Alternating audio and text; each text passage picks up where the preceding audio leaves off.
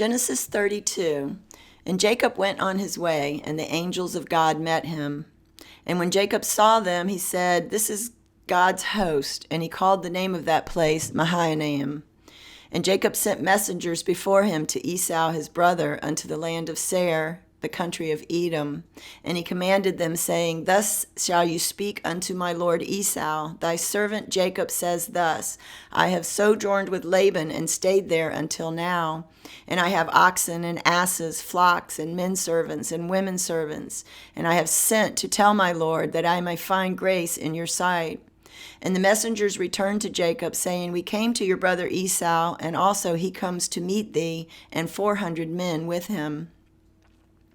Then Jacob was greatly afraid and distressed, and he divided the people that was with him, and the flocks and herds and the camels into 2 bands, and said, "If Esau come to the one company and smite it, then the other company which is left shall escape." And Jacob said, "O God of my father Abraham, and God of my father Isaac, the Lord which said unto me, Return unto your country and to your kindred, and I will deal well with you. I am not worthy of the least of all the mercies and of all the truth which you have showed unto your servant. For with my staff I passed over this Jordan, and now I am become 2 bands. Deliver me, I pray thee, from the hand of my brother, from the hand of Esau, for I fear him, lest he will come and smite me and the mother with the children. And thou saidst, I will surely do thee good, and make thy seed as the sand of the sea, which cannot be numbered for multitude." And he lodged there that same night, and took of that which came to his hand a present for Esau his brother. 200 she-goats and 20 he-goats, 200 ewes and 20 rams, 30 milch camels with their colts, 40 kine and 10 bulls, 20 she-asses and 10 foals. And he delivered them into the hands of his servants, every drove by themselves, and said unto his servants, Pass over before me, and put a space betwixt drove and drove.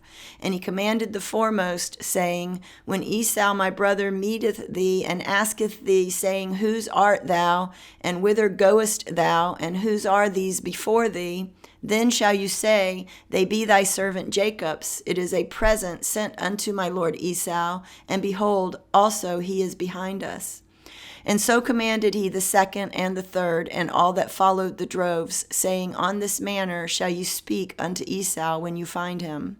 And say ye moreover, Behold, your servant Jacob is behind us. For he said, I will appease him with the present that goes before me, and afterward I will see his face. Peradventure he will accept of me.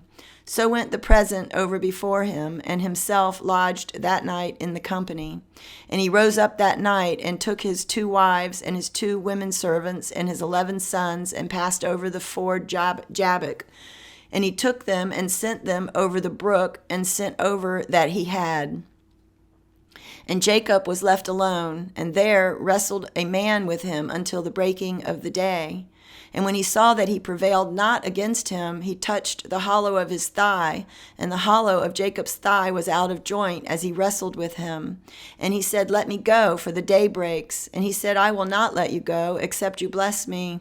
And he said unto him, What is your name? And he said, Jacob. And he said, Your name shall be called no more Jacob, but Israel. For as a prince have you power with God and with men, and have prevailed. And Jacob asked him and said, Tell me, I pray thee, your name.